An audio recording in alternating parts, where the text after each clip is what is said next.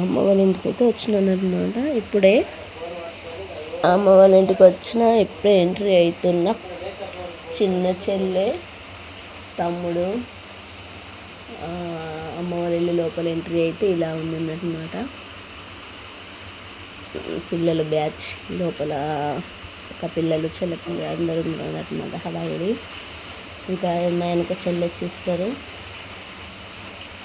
వంట చేస్తుంది. Chicken mutton అన్న అయితే కంప్లీట్ చేసి వంటలు చేయడం, ఇంకా రాఖీ కట్టడం స్టార్ట్ చేయాలి. లాస్ట్ చూడండి మా బ్యాచ్ ఎంతమంది ఉన్నాయో, ఎలా కట్టినాం, ఎలా సెలబ్రేషన్ చేసుకున్నామో తెలుస్తుంది. స్కిప్ చేయకండి. లాస్ట్ చూస్తే మీకు అర్థమవుతుంది. ఈరోజు మా తమ్మిది బర్త్డే కూడా. మేమైతే మా ఇయర్ కేక్ కట్ చేసి సెలబ్రేషన్ చేసుకుంటాం మేము అందరం. అక్క రాలేదు, పెద్దక్క. అక్క పిల్లల పంపించింది.